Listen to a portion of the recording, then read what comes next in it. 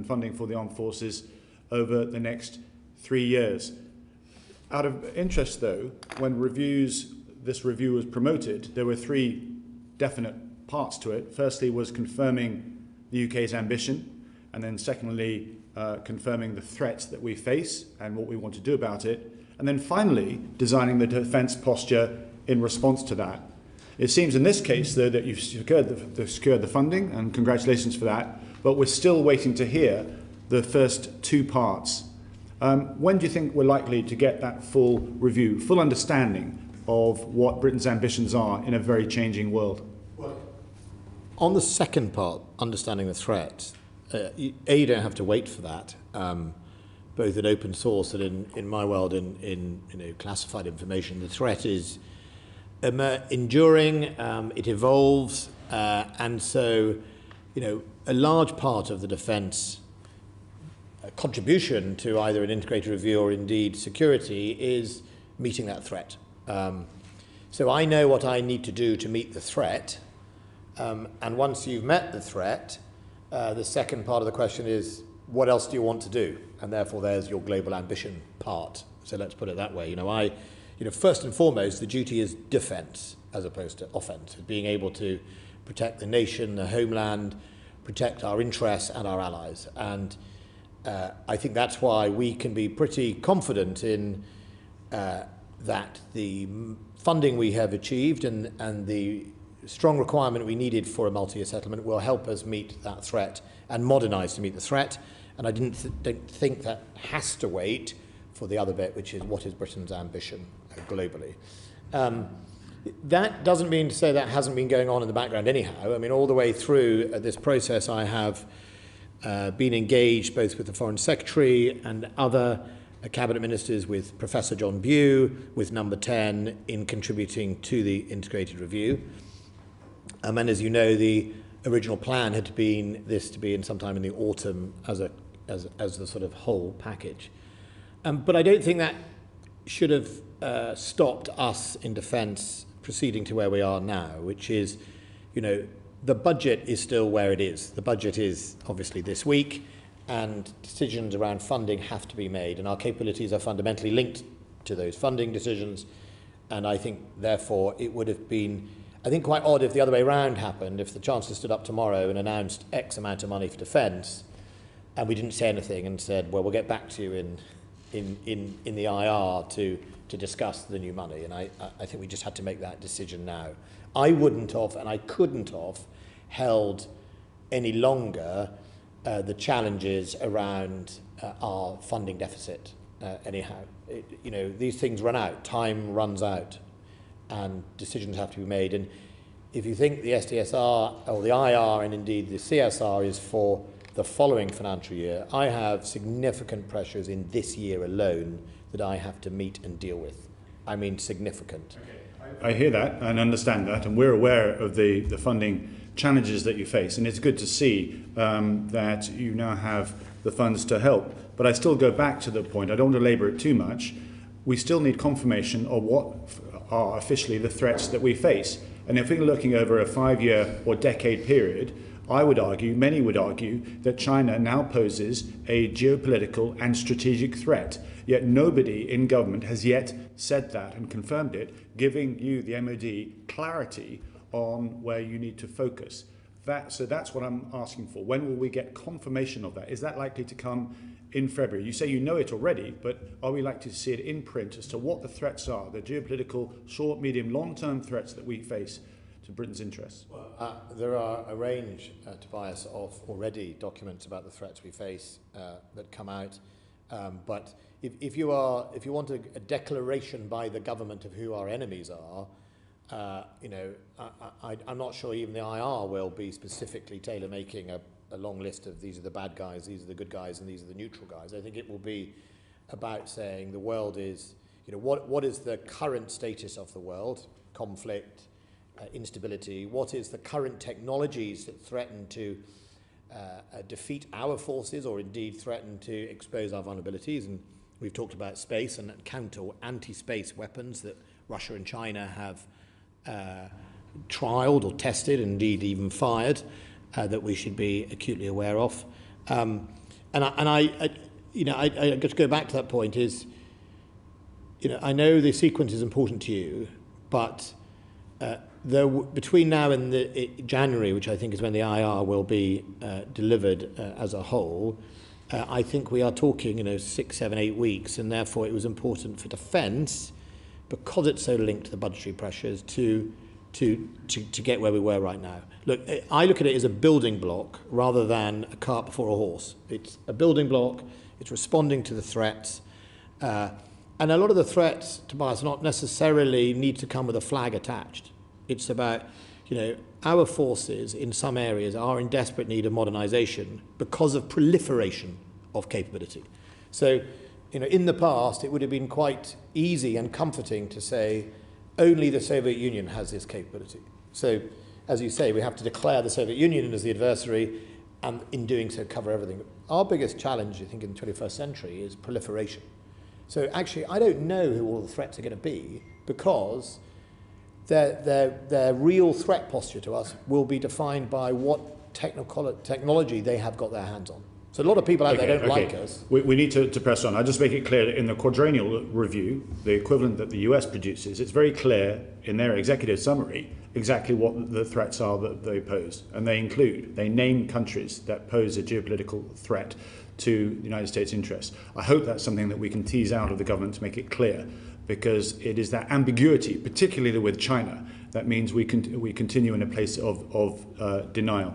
Can we just move on to another area, which there's some outstanding questions? Kevin Jones, over to you, sir. Thank you, Tobias. Secretary of State, as someone who is passionate about defence, can I welcome last week's announcement of the funding? And particularly as chair of the all-party shipbuilding group, can I also welcome the emphasis on shipbuilding? And clearly the Prime Minister made a lot of play last week about the ways in which this can revitalise our sovereign shipbuilding capacity.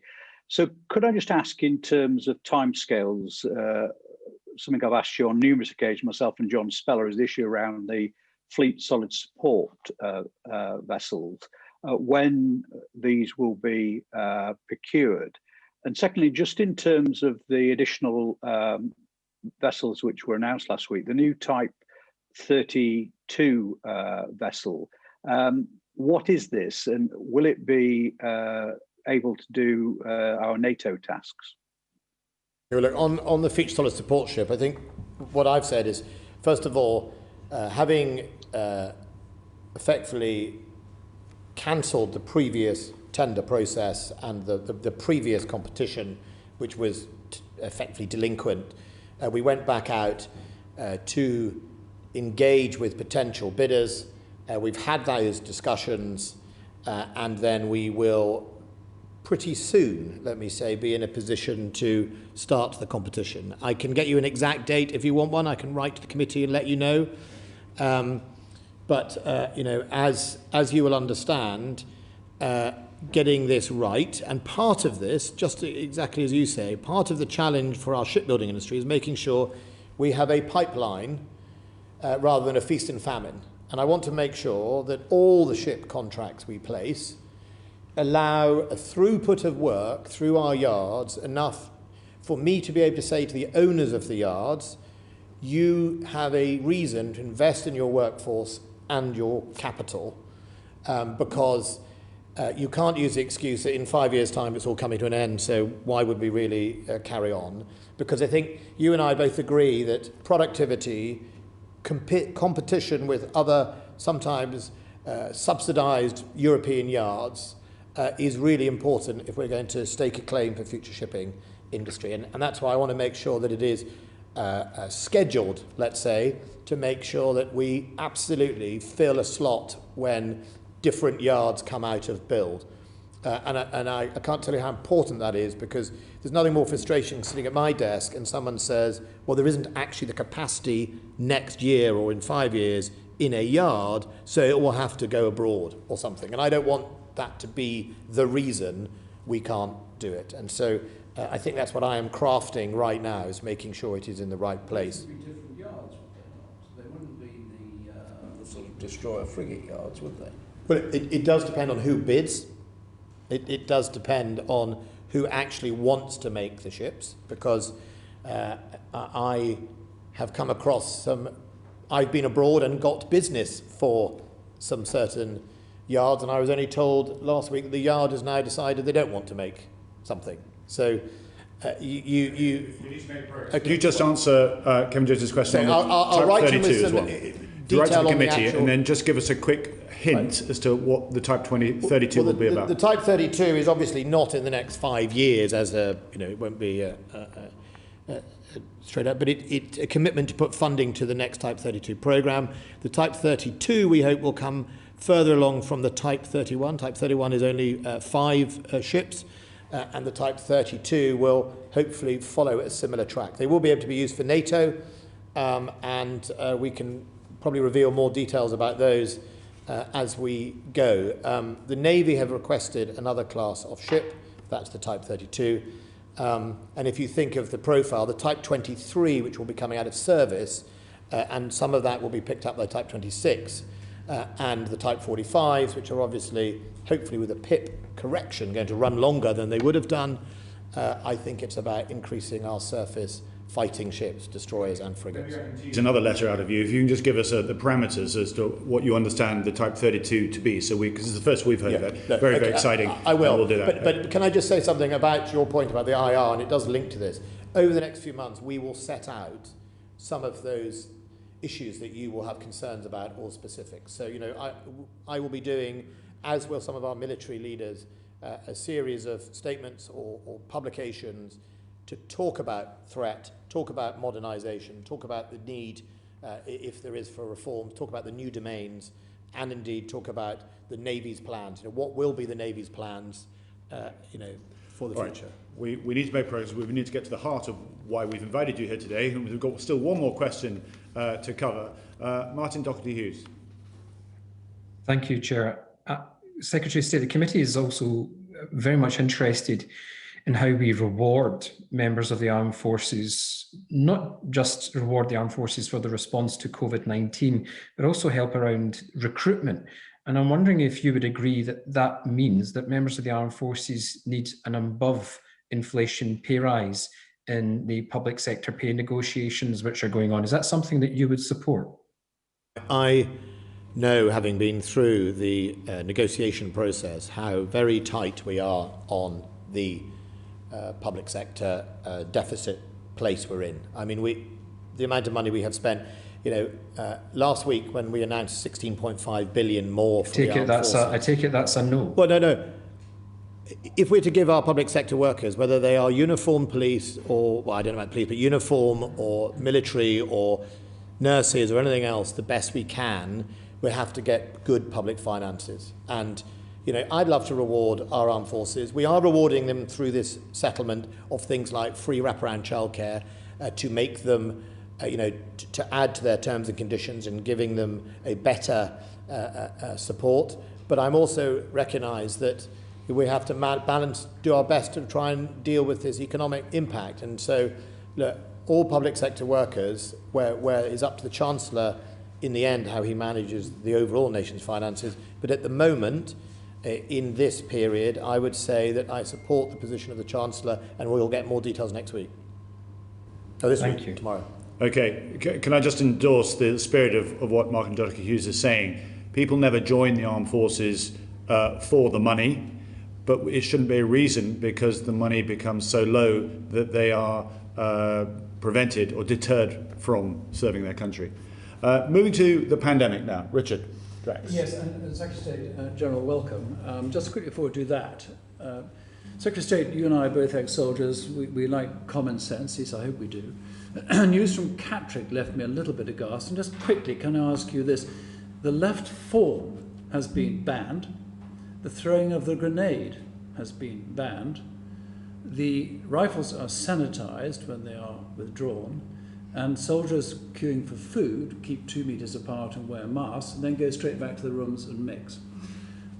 This is causing quite a few problems for the training up there. I don't really see this as common sense, and I thought we were talking about the armed services, not the social services. Can you comment on this?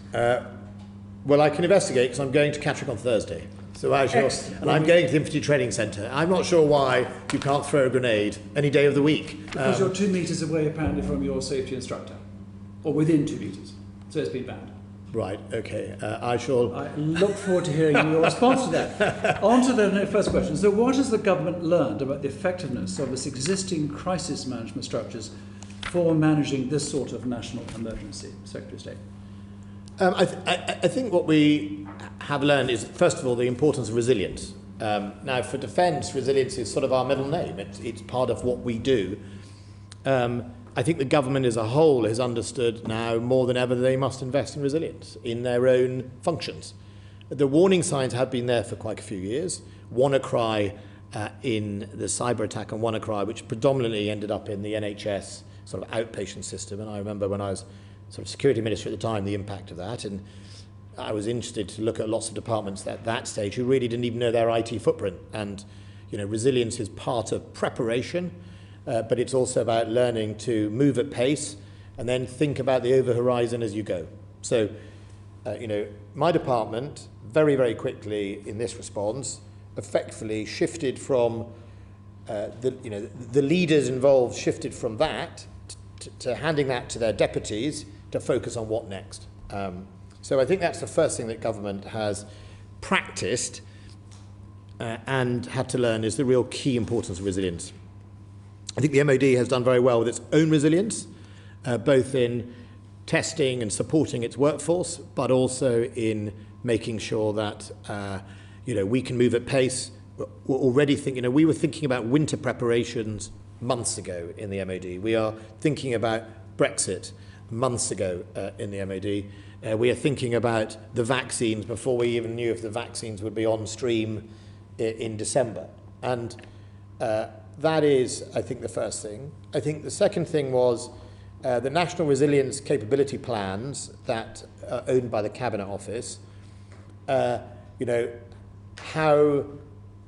current to the threat are they, and how realistic they are. And I think what will be interesting is when all this is over in COVID and there is an inquiry and people look into it, I think the question will be, what was missing from those plans. So to give an example, when I was security minister, I signed off the national, bioscience or safety strategy, where I did say that pandemics were sort of the number ones threats, but at the time, no one really thought about test and trace. No one really thought about social distancing. They thought about pandemics being probably much more higher up the lethality scale. And so, we didn't really have that test and trace concept in the way that we learnt on the job. So I think that's the second thing. I think we've also learned that, as ever, defence is there to underpin the fabric of the society we live in and defend it. And it has, I never fail to be impressed by the versatility of our soldiers, no matter what they're doing. They are. On that point, Secretary of State, you've listed a whole lot of things that you've learnt, or hopefully will just slip into the operation, God forbid it's needed again. But have you been sufficiently involved at the top level? This has been in the press and commented on many times, that the armed forces are not sufficiently at the top of this crisis to guide, dare I say, some of our politicians, perhaps, in managing it. So I think in February or March was the first time we had the senior officers across government departments from literally back in February, March, doing C2, command and control, helping them plan, and also very quickly right down to a more regional or devolved level. So we had people in London Ambulance Service really quite early on. We had people down through what you and I would call regional brigades, but now they're called JMCs, I think. The MOD just changes the name every now and then to confuse us all. But if you and I talk about regional brigades, we know what we're talking about. So we had quite quickly individuals. The policy decisions that fall out of their advice is obviously a matter either for their Secretary of State or indeed for the central, the Prime Minister and the Cabinet Office. But I don't think it was for want of our advice, but I think it was, the challenges, was the advice needed, acted on? We have always made ourselves available. You know, I know colleagues often say the army could do more, we could do more. We could always do more, but in this country we don't come along and impose. You know, we wait for the request, for example, from the Scottish Government. If the Scottish Government wants more assistance, we have a MACA process, and we are absolutely happy to help the Scottish Government or the Welsh Government or indeed the local authorities. And that's why when I last came to committee, I made it clear I have devolved my authorities down to the regions, down to as low as possible, to allow uninterrupted assistance where it's requested. You were available, but would you like to have done more? I think that's the point. I think we have done, so a lot of the stuff we have done is not been as visual as standing on the streets doing testing. So I can give you an example. Very early on, we had a request, I think it was from DHSC, to go and pick up a whole load of PPE from Liverpool Port. Huge. And I think it was DHSC who originally thought that was 9,000 people they wanted. By the time we had worked with them, worked it through, I think it turned out to be about 200 people. So that wouldn't have been publicised. That's just in the background, helping the command and control efforts. We stood up lots of people at Donington to receive all the ventilators, mainly came from China, to unpack them and distribute them. We had people from the intelligence corps helping scrub and analyse data in London of hospital pressures. And so I think we have done an awful lot. I have never said no unless it's completely unreasonable or sort of left field and didn't add a value or actually have an effect. And I'm not even sure we've actually said no to anything. I think what we've done is refined, and it's turned out that it wasn't what it needed. Thank you very much. John. Thank you. There's a gap here, isn't there? Because you said, for example, policy for their secretaries of state. Now, surely the only way you can effectively manage crisis and over successive crises is through the COBRA process, is through that coordination and integration and often almost daily examination of what did we decide yesterday, how's it been implemented today, what are we doing tomorrow, where departments then are pulled together, and by the way, including the other nations' governments as well. They're an integral part of it, but that's what drives the process. And I'm slightly concerned. It's not just about the availability of bodies. It's very much about the involvement of the military mindset into the day-to-day gritty decision-making and implementation. And it doesn't. See, how often has COBRA been meeting, and at what level has the Ministry of Defence been involved? Well, the government set up something called COVID-O, which is ministers attending, which meets, I can't tell you, 2-3 times a week sometimes, which is effectively a COBRA. I have sat on it a number of times, and if I'm not on it, the Minister of the Armed Forces attends, depending on what the subject is. And that is a key decision-making body. It meets quite regularly. I think the last one was on Saturday, and then previous that Friday before, and it meets very regularly. Michael Gove chairs that. When you say Saturday, do you mean, and you say Friday before, do you mean 2 days sequentially or a week between? I'm trying to be honest, I'm trying to work out. I think I met on Saturday, and that was discussing the impacts of mass testing and how to increase mass testing, learn the lessons from Liverpool, etc. And a number of cabinet ministers were on that call. And then the Friday one, I am trying to remember what it was. I think it could well have been COVID relating to impact on, or maybe it was even COVID and the end of year winter pressures. It was the whole resourcing area around that. So I think that was the week before, but it does meet fairly regularly. It usually meets at least once a week, maybe twice a week. And so that has been just like a COBRA. I mean, having done 20 odd, 30 COBRAs in my previous time, I can tell you this is very, very similar to a COBRA. It's just specifically dedicated to COVID. We need to prepare. Is that okay, John? I think Sarah, Emma wants to come in here as well.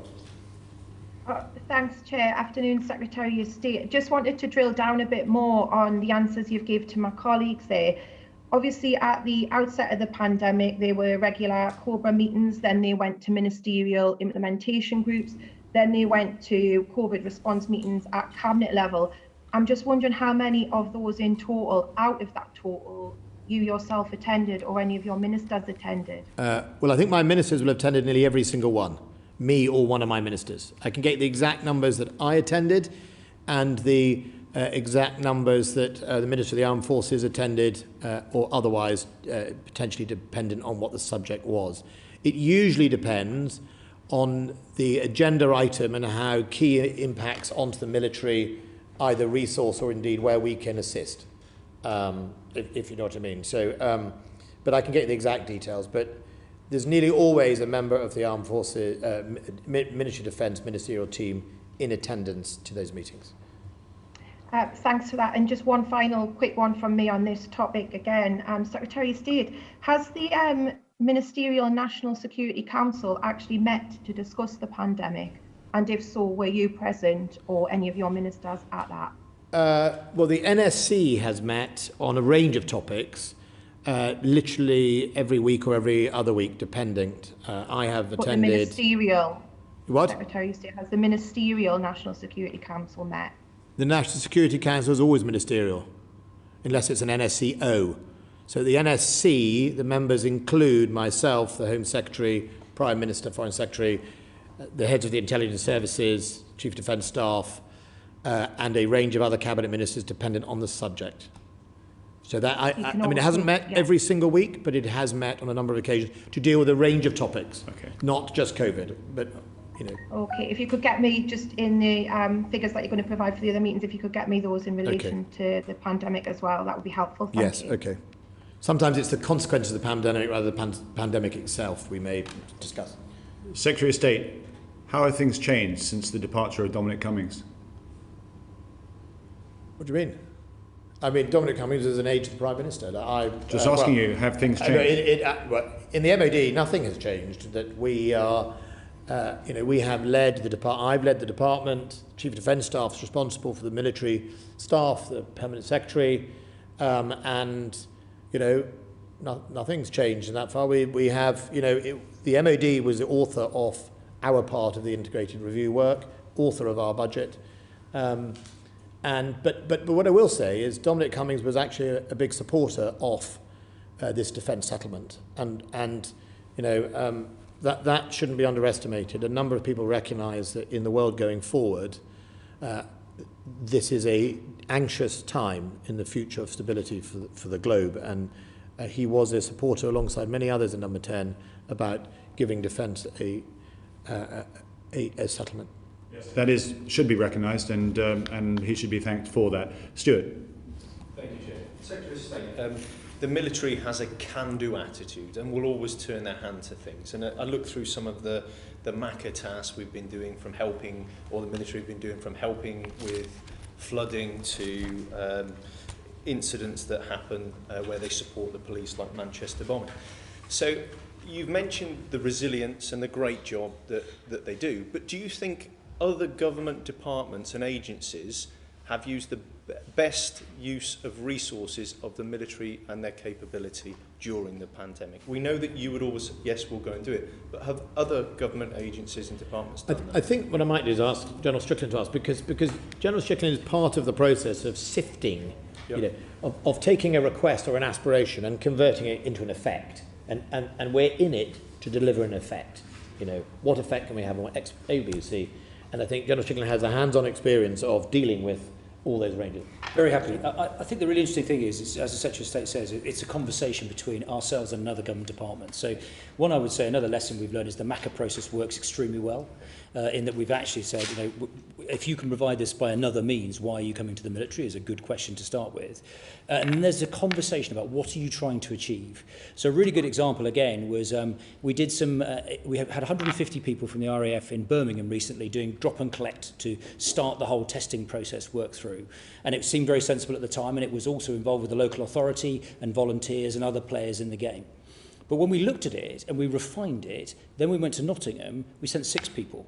as a team to actually train and then motivate and mobilise a team of volunteers. So I think that just gives you a sense of actually the way we refine these things as we go forward. The Secretary of State mentioned the whole issue of Donington and PPE in the past.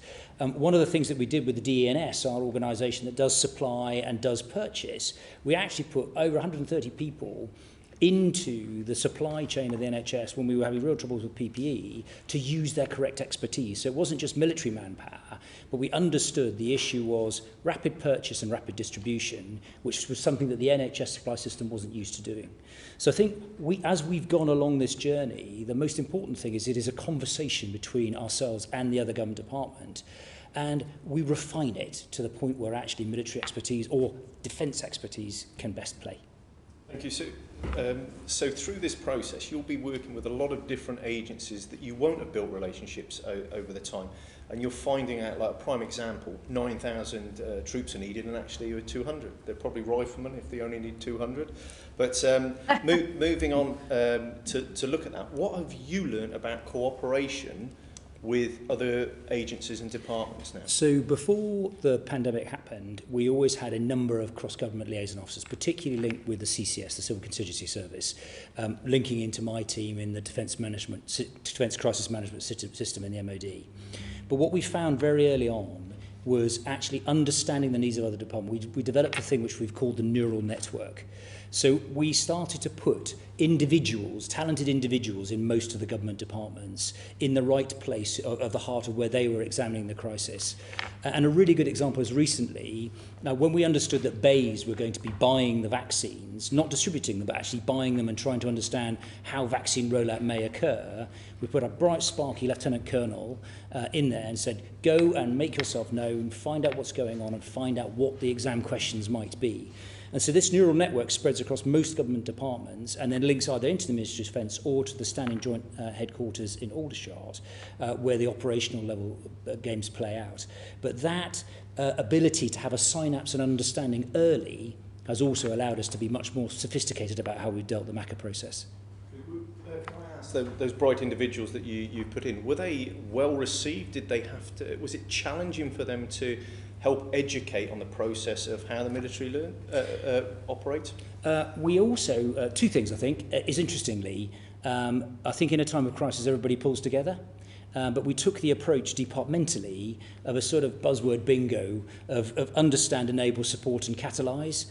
So we never put somebody, you're not there to go and be in charge, lady or gentleman, you're there actually to understand and help. And so that sort of humility that I think the Defence is very good at playing through, I think was a really good start point. The other thing we've done with other government departments is the Standing Joint Headquarters has actually done MACA training courses. So we've found people in government departments who might be putting these requests in, and we've taken them through a day of this is how you ask for it, this is what you should ask for, and this is how you do it. So there's been a system of educating our partners in government to actually make it a more fluid and efficient process. Thank you very much, General. Chair? Sarah. Thank you, Chair. Good afternoon.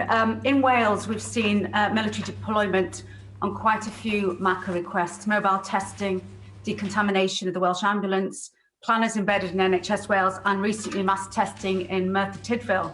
And it's been greatly appreciated on the ground. People have been reassured by the presence of the military. But on the premise of it's better to make friends before you need them, what lessons have you learnt from your working with the devolved administrations? Well, I mean, from a sort of policy or political point of view, I think we shouldn't forget we already had in the military existing networks. We had these regional commands or JMCs. We had local resilience officers in every region, and it was one of the very first things we did was thicken up the numbers of those people. So they sort of used to, forgive me, man-mark, you know, a number of local authorities, and we made sure that there was literally one per person. And secondly, I think, you know, we've always made an effort, either directly with Scottish and Welsh Government and Northern Ireland Assembly to have direct relationships, as well as via our, you know, territorial officers. So I don't think we had a problem with, you know, it wasn't like we had to learn something new with the Welsh Government. They've always been very forward-leaning and were very clear when they wanted our help. And the same goes for the Scottish government. I don't think there was has been a problem in that space. I can ask about Charlie. General Stickland can tell you about his actual experiences of requests, but again, it's been pretty straightforward. I think it's been fine, and I think the point the Secretary of State makes is actually the job of that regional commander or joint military commander, that we have 10 across the nation, of varying different scales, but actually we have a structure, both their job is to actually run a network. And actually know local characters and know local players. Similarly, most of the services have reserve senior officers who, again, are their regional representative. And as the Secretary of State said, that was a really, really important thing early on to manage to galvanise and thicken that network. And again, it was all about understanding. Then we understood, okay, you need some planners because you've got a particular problem with this particular issue of distribution or linking to a health authority. But really the key thing we learnt was actually the structures we have and the relationships we have are an excellent foundation for a subsequent crisis response. General, if we flip it the other way, what has, for example, the local resilience forums learnt from the military? I mean, you've mentioned planning, analysis, logistics. We've got innovation with the Nightingale hospitals. So what have these organisations learnt from you, and how do you galvanise that as you go forward? I think we came across, as we went through, very different levels of capability and competence in local resilience forums. Some had never sat, and some were just essentially a paper tiger. Others had a dynamic individual in charge of them, from all walks of life, and they were an entity, and therefore they thought through their programs. And so I think the key thing we can teach them is, one, they need to sit and they need to think about the consequences of their responsibilities, but also the issue of anticipation. But more than anything else, they form a synapse for all manner of different parts of local government, of which, with the health service as well, they're trying to essentially link together a very complex system at the local level. Their very existence can act as that synapse. And so I think actually regular rehearsal, regular anticipation, and being a formed body is where I would say, from a military perspective, the Secretary of State would have a view from his own constituency views as well. I mean, we went around quite a few of the LRFs. I think remember, LRFs are a reflection of their area's local authority governance structures. So if you have a pretty straightforward area, a unitary and coterminous districts, you tended to find they were more straightforward. If you had LRF areas where you might have a very powerful, big authority, let's say Birmingham City, but that sat alongside all the sort of licorice all sorts type of local authorities that we all experience as local MPs, then sometimes they were not as straightforward or as used to suddenly stepping up and being maybe the driver of that. And I think that's what I would say. You could have a completely different experience in one part of the country from another. And I think one of the lessons from this is that, exactly as General Stickland said, this sense of, you've got to be more than a paper tiger. You've got to actually practice, sort out in peacetime, effectively, the lines of responsibility, the leadership, the relationships between the district councils. I mean, it's as subtle as, if your district council leaders all get on, then you are going to be far better as an LRF than if they're always arguing with each other. And that's just local politics. Sometimes it's not often party politics. It's local politics. Okay, is that okay, Sarah? Thank you. Yes, thank you, Chair. I want to stick with the devolved administrations, but Nightingales were mentioned. Can we just follow that up? With great fanfare, these were rolled out in different parts of the country, most noticeably in the XL Centre. But in the briefing that I received this morning for the Southwest, I asked where there is pressure and likelihood that we could go into a higher tier because of the pressures on bed spaces. I then asked, why are we not utilising the Nightingale hospitals? I was then told that they're not being used. We haven't got the staff, and where they are working, people don't like to use them because they're dark and dingy, was the terms that were used. So a lot of money was spent and a lot of political capital utilised. These were rolled out in front of the television cameras. How successful have they been? Are we utilising them to their full capability, bearing in mind this pandemic is far from over? Well, I think, Tobias, we have to remind ourselves that when this started, all the advice and the warning signals was this would have a huge number of people requiring ventilation. That was the initial medical treatment, was a view that this disease caused quick dependency and high levels of ventilation. And so the design of the Nightingales was predominantly to be mass ventilation units. They didn't have showers built, they didn't have canteens, because people would arrive effectively under a ventilation, be ventilated, and hopefully come back out. So if you visit them, the configuration is not to be an alternative hospital or a primary care centre, it is to be predominantly that. Now, over time, if you remember, every nation in Europe went and bought lots of ventilators, and we had the ventilator challenge and did X, Y, and Z. And over time, we realised that, and I'm sure a clinician will give you a much more professional answer, but the treatment is different. And therefore, we have Nightingales, not all of them, that were more configured for what we thought was going to happen. Now, your question is valid about, well, now that's clearly not the case. What are we doing to change them? Well, in some areas, like Harrogate, we have used them to do other functions. We have used them in some areas to, I think, do scans or something. We can get the details. But in some areas, they have. In other areas, there hasn't been the demand from the local healthcare services to either change their configuration or indeed use them as they are. Now, if they do wish to do that, then again, we, like last time, will help design them, set them up, deliver them. Okay, so this goes to the point that Richard Drax was made, that what the MOD is providing to support this pandemic. And this is a great example. Bournemouth and Poole, where our R rating has gone up, not because you're catching the pandemic from outside, but ironically because people who are going in with non-COVID related diseases were picking up the pandemic inside the hospital. And the consequence of us going into another tier is because of our high rating caused by the spread inside hospitals. You alleviate the pressure off those hospitals by using Nightingales as a strategic planning to take us through another 6 months at least of this pandemic. And so I ask why top-level decision-making isn't recognising that you can alleviate pressure on hospitals across the country if we better utilise those Nightingales in the way that you now describe. Well, so Tobias, there are two questions, but they're not for me. Number one, ask your local hospital trust, has it demanded more bed space? No, and okay, I'm sorry to interrupt you, but this is the trouble that we face here, is that there remains a stigma of failure if you lean to use the military. And that is something that I've picked up and has been picked up, including the strategic decision making at the top, when you have policy makers making operational delivery decisions. MPs, our colleagues, cabinet members, no experience in emergency strategic thinking or enduring crises, making judgments which the military, the MOD, you guys are trained to do.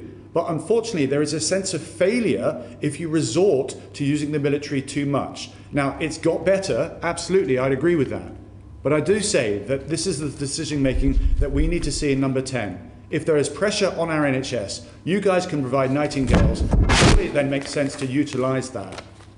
Well, look, I can do a couple of stats if you like. Yeah, I mean, look, first of all, Tobias, I regularly text or ring or speak to the health secretary or colleagues or at cabinet and say, we're here. To be fair, 27% of our current Maccas are DHSC, right? I don't think the DHSC has a stigma problem with the MOD, and I don't think across a number of our departments, my department of colleagues, who always will often praises the military at cabinet, there is a stigma attached. But I think part of this is a fundamental question about, do you think demand for military support should be ground up, or should it be imposed from the top? And I don't mean imposed by other government departments, but by me. I mean, should I be able to say, right, I'm going to change the Nightingale Hospital in Bournemouth because their bed spaces are tight or not? Now, as much as I see pressures on my statistics every morning, in this country, the military acts in support of civilian authorities. And I'm sure we all have cases where we think, I could just fix that with 100 men and women, right? But fundamentally, it has to be a driven thing. And so my question to you is, get Bournemouth NHS Trust in here, get other people in here and ask them, how are you meeting that demand? And if NHS Trust and Bournemouth are saying we don't want the army or we don't want more beds, then that is a discussion that they have to have with you. Well, we'll take that away. I now want to look at other parts of the United Kingdom. Let's first turn... Surely that is where the COBRA process comes in, because in real time or within a day, that can be brought there with everybody, all the interests represented in the room, decisions made, the Cabinet Office stroke Prime Minister's office therefore being in touch with it, and they drive that through. Isn't that how you resolve the disconnect, which clearly you have between, very often, between different departments? Well, they do drive it through, John. They do drive it through. But if they don't agree with the analysis, let's say, Tobias has made about his health trust, if they take a view that either the hospitals have said to them, we're fine with bed capacity, or that they've taken a view that bed capacity can be dealt with in another way, then it doesn't need to be driven through because they've made that decision. Now, you can hold them all to the account for their decisions they have made, but what is absolutely not true is that there is any resistance in those meetings to calling on defence assets. If they've asked, we have shaped. If they've asked, we have delivered. If they've asked, we have helped design in many cases. We helped design the Nightingales. I think we need to press on. The point has been made very, very clear. This is a pandemic that's hitting the country. It's affecting our NHS system. You create Nightingales and remove the COVID patients and put them in Nightingales. You then liberate our standard NHS from the pressures it faces. It's as simple as that. That's a decision that could have been made at the top, and it wasn't. And that's what we posed. And it is something that the MOD could have provided. Let's now turn to Scotland. Martin, I know you've been waiting patiently. Over to you, sir. And then to Northern Ireland with Gavin. Thank you, Chair. I've got to admit that I'm a bit surprised by the conversation which has just taken place. And I'm not going to speak on behalf of my good friend, the member for Belfast East, but I know that the good work that the military have done in the construction of the Louisa Jordan doesn't seem to be mirroring that discussion, because I know that there's been over 4,000 patients through the doors since July, diagnostics, CT scans, ultrasounds, orthopaedics, and also it's been utilised by, I believe, nearly over 1,000 medical students. So I do hope there's some, you get round that with the Nightingales. Secretary of State, if I could come to you in terms of the devolution element across the UK, there are many of us are quite grateful that for what we're seeing is, for example, a historic moment in which from your, I will say, leadership has seen a one-star general put in positions to discuss and inform and to assist the devolved administrations in dealing with the pandemic. And we, for example, see that with the design of the Louisa Jordan and also elements of testing. I'm just wondering, would you think it's important now that that historic engagement is retained in dealing with what remains of the pandemic period, but once we leave the pandemic, to ensure that the MOD is interlinked, for example, with the Resilience Division, which leads on emergency planning response, for example, in Scotland, and also its Northern Irish and Welsh counterparts? Well, I do agree, but to some extent, that is part of their standing function.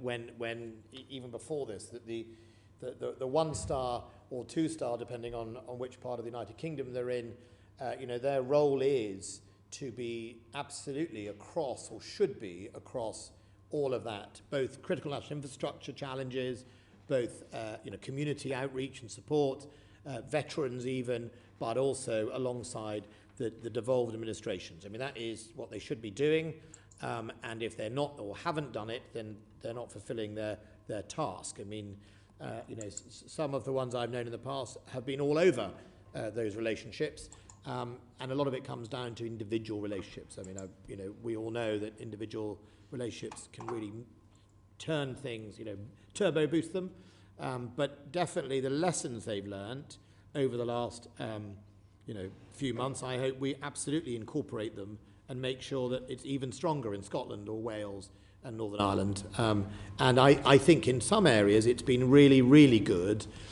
irrespective of your position on nationalism, unionism, irrespective of that, at showing that the military is a force for good You know, it does do resilience, it does planning, it does help, it does assistance, it does humanitarian. It's all of those things, as well as being obviously a warfighting force in the case of extreme issues. And I think that's been hopefully really supported. And I know, that there has been no shortage of praise from my own personnel for their relationships with the Scottish Government, and enjoyed working with them as well. I suppose, Chair, my final bit is that there is some concern that once the COVID pandemic is over, that will be withdrawn. And the reflection is that because of the Secretary of State's own understanding of devolution, being a member of the Holyrood Parliament from 1999 to 2003, is that they themselves have informed that change of attitude. I just hope that is retained after the pandemic, because it has been a positive step forward. Well, look, I'm very happy to capture it.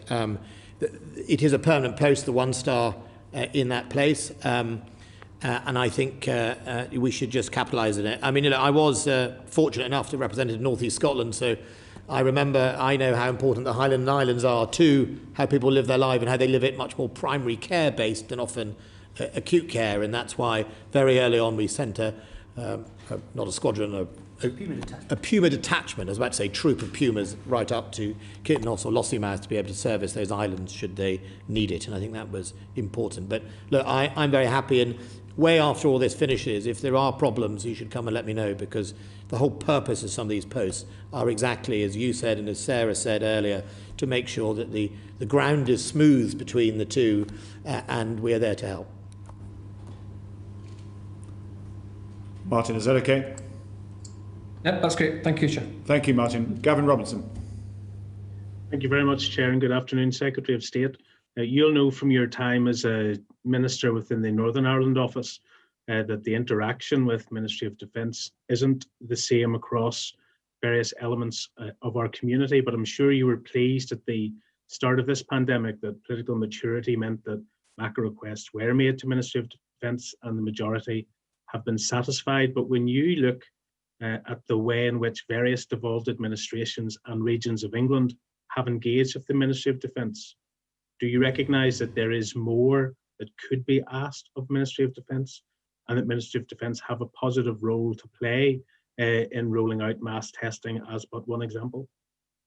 I certainly think that one of the lessons from this event is that we need to help other people understand us. I think, let's put it that way, that as General Stickland said, the more they understood the MACA process, the more they understood what we could do for them, the better the requests were, the more refined they became, and the more impacting we could deliver, more impacts we could deliver. And I think that's what I would say over time, is that there were some departments we dealt with at the beginning of this who had never seen a MACA request.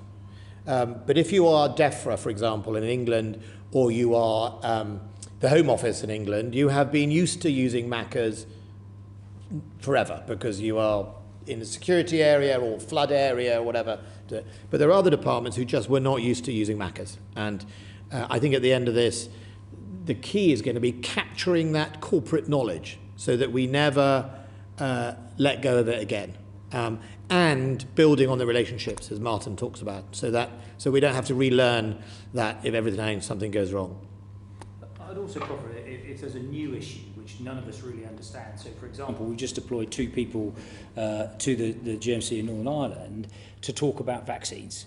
And that's really just to try and understand what the mechanisms might be in Northern Ireland, how this architecture may play in the various cohorts that are now being discussed by the national rollout from BAYS.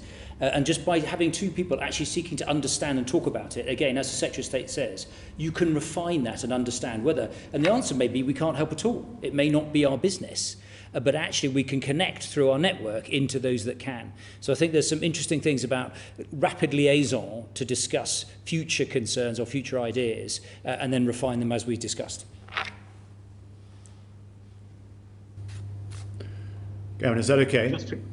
Just to confirm, Chair, that's the 2 people have arrived in Northern Ireland, is that right, attached to 38 Brigade now to discuss whether there is a beneficial relationship in the rollout of vaccine? Is that what I understood the General to say? We essentially sent 10 teams out to various parts of the country to have that conversation. So yes, that will be worked through 38 Brigade. Thank you, Chair. Thank you, Gavin. Sarah, on to top table exercises. Secretary of State, under the MACA principles, the MOD play a supporting role in the challenges of the pandemic. So my question was going to be to you, do you feel that you've held a senior ministerial position in the various cabinet discussions, COBRA, COBRA-O and the ministerial implementation groups? I think we've probably covered that, but please feel free to add any more. So my next question really is, I've been informed that you facilitated a Whitehall tabletop meeting in summer. So what conclusions were drawn from that? I'll let Phil So it was called Project Fairlight, and we worked very, very closely with the COVID task force in the Cabinet Office and with the CCS. And essentially we were exactly that, facilitating the questions and the structure. We managed to put, I think it was all 31 SROs together, and for them the whole idea... I'm sorry. Could you very kindly explain the acronyms, because not all of us, people watching, don't understand what you're talking about. Fascinating. So for me, that wasn't even a military acronym, it's a cross-government acronym, which is Senior Responsible Officials. Thank you.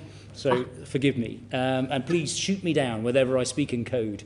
And the idea was, first of all, to get those group of responsible officers from government departments at the essentially 3-star level to expose their plans. And it went through a number of scenarios over the course of 36 hours to actually to draw together where do they link together. And the crucial two things we determined, and we gave a report into the Cabinet Office, were very simple. Was one, an issue of concurrency, and that to a certain degree in the summertime, there was still not enough sufficient thought in things happening in a concurrent sense. It was all about the winter problem set. So it wasn't just about COVID, but it reflected also things that may occur under the EU transition. So concurrency was a key one. And then the second one I would pull out, which I think was very clear, was actually the idea of making sure everybody understood that there was direct interplay and connectivity between individuals' plans. There were dependencies that certain senior responsible officials hadn't realised between their plans. And I think those were the two biggest things we drew out. And then after that was a subsequent thing. So, okay, people need to now link up and understand how those dependencies work, how we issue concurrency. And we built on our concurrency tabletop exercise that the Secretary of State had mentioned earlier on. Can I ask about the concurrency side of things? Did you have to change anything following the tabletop exercise? And I'm thinking about numbers of personnel that you deployed or put on standby, thinking about winter pressures.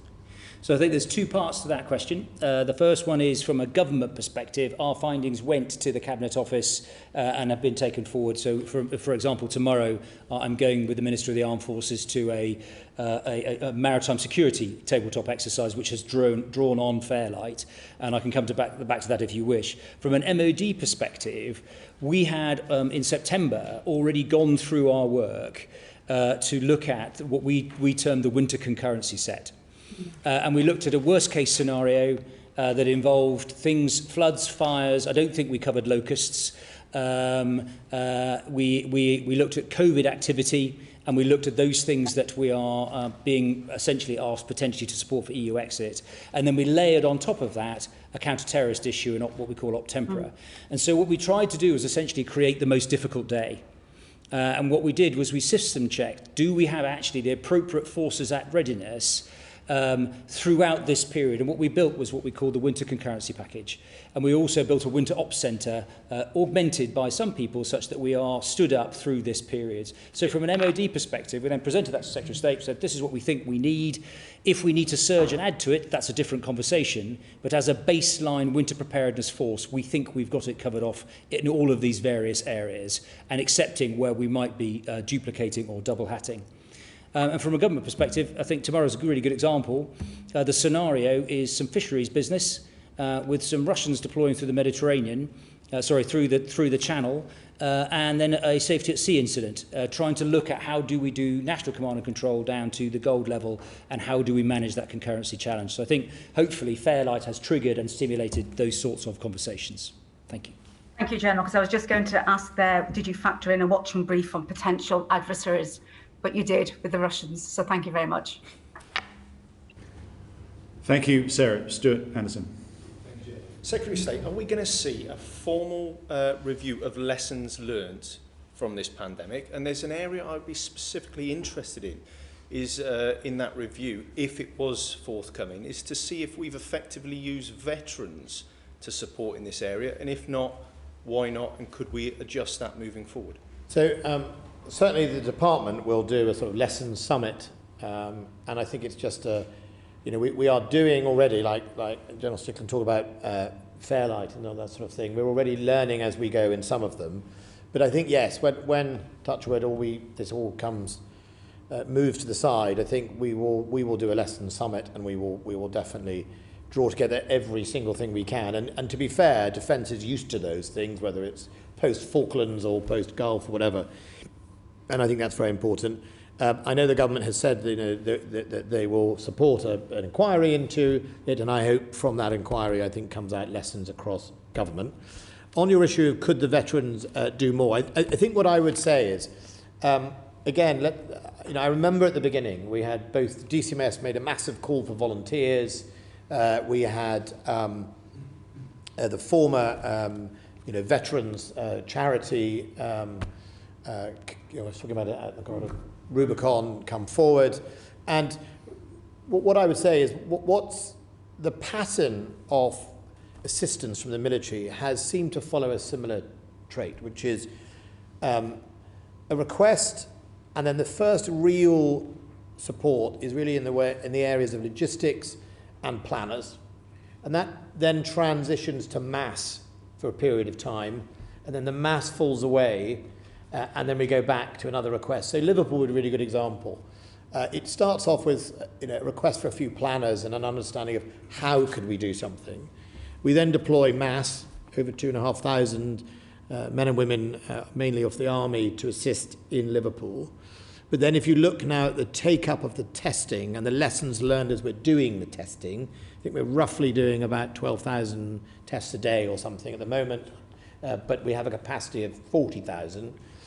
So then we start asking the question of, well, do we need all these soldiers standing around if we're not coming up to that, and other people need that mass elsewhere? And what we'll see is the lessons will be, how can we be more intelligent in finding people to test? So let's move out from fixed bases, let's be more local to some of the communities as we learn. So for example, in Liverpool, we're learning that certain parts of the city are not coming forward, so let's go to them. And at the same time, usually we come along with a big dose of training the trainers. And so when I visited last Monday, the military were training care home staff and carers how to administer the lateral flow test. They will take that back, go back to their homes and train. So eventually the mass requirement decreases. It may not go completely. And then you're on to the next request. So currently vaccines, starts life with planners. But eventually, I can tell you that the vaccine will end up in mass because you'll have to deploy the soldiers. So that's how we see it. And I think with Rubicon and the veterans community, we thought at first we'd need quite a lot. That has not transpired. But I'm always thinking about where's the next mass challenge and could they be a part of it. I was talking just literally before we came here with General Strickland about whether there may be a role for veterans if we chose to roll out mass testing in a huge scale that needed human people on the ground, maybe there is a role then for those people. So that's been the flow of how we've seen those things go. Thank you. Chair. Did you want to cover the formal role? Can I just, on the capabilities there, what capacity have you got now for medical support? We have so if we're talking about medical support within vaccines, so because we've always got both medical reserves who are usually working in the NHS. So it's, you just rob Peter to pay Paul if I suddenly took a whole load of consultants out of the NHS to mobilise them. But if you're specifically talking around vaccines, we've got about 1,000 combat medics who could help in that area. I can give you the exact number. I think that's right, potentially some medical legislative changes that may be able to give some more, but it has to be somebody who is actually a properly trained medical person as opposed to a first aid. What numbers? So I can give you the exact numbers. In combat medics, we have actually quite over that. We've got nearly 2,000 combat medics, 1,803 from the Army, 379 from the RAF, and 547 from the Navy. These are combat medics not currently being used. So were they all being, well, some of them will be used, yes. I mean, I'm trying to work out what the number is right now that are not being used. Well, how much are part so, of the from Defence Medical Services last night, they've worked out that in order to sustain our very high readiness forces and our operational delivery, the figure sits at about 1,000. Yeah. So 1,000 spare. Yeah. Is that roughly what it is? We've got 150 currently committed to task and 950 regular. And by further 1,050 will be at R1 at 48 hours. The reason why I pose this question, not to go over old ground, is we talked about the Nightingales, and the answer that came back from the Health Minister was that there wasn't enough staff for her to run these Nightingale hospitals. So I'm asking, this is the biggest crisis since the Second World War. You've got capacity. It's an enduring crisis, so it's not going away anytime soon. So there is a potential to pull in retired medics as well, which has actually been done on the civilian side. I just wondered, has this been considered or thought of? Well, again, alleviating the pressure on our NHS hospitals. So there's a constant conversation going on between Defence Medical Services and Public Health England and Department of Health and Social Care. But I think we need to be really careful about the level of people's capabilities. And so, you know, we asked very specifically that question about who could help with vaccines and actually administering a vaccine, because it has to be a certain type of person. And actually there's a training course that Department of Health and Social Care are actually instigating for those people should they be used. But a combat medic can't run a ventilator farm. And so so we are looking, and I've always said, where can we assist?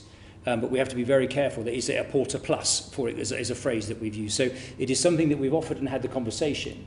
But in terms of our ability to run our own medical services and deployed operations, you find actually we don't have a huge capacity of people to do that high-skill ITU business, because most of them are already... I appreciate it. All I'm just saying is the cognitive thought that perhaps needs to go in to say, go back to our Bournemouth Hospital situation. There may be some highly trained people that are required on ventilators, but actually now, today, the majority are no longer there.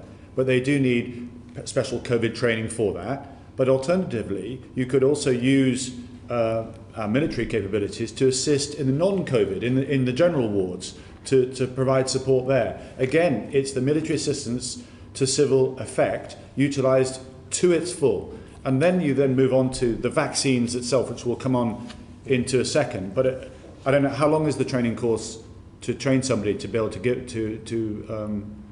give a vaccine? The vaccine course, it's only a couple of hours, but essentially it's to make sure that somebody who's already a qualified medical individual is doing it in the right way. I have made clear that they are available to assist in injecting and helping people actually receive the vaccine. We actually think, going back to the mass bit, that the bigger part of our contribution will be the distribution of the vaccines. Yeah. From warehouse to NHS area.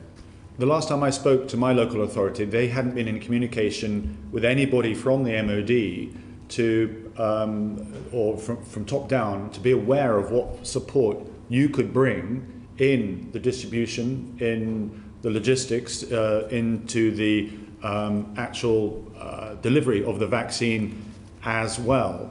So again, what I'm picking up here is that there maybe is a disjoint between the offering the service that you can provide and what could be received. Well, that would be because the vaccine task force is in charge of it, the central controlled vaccine task force.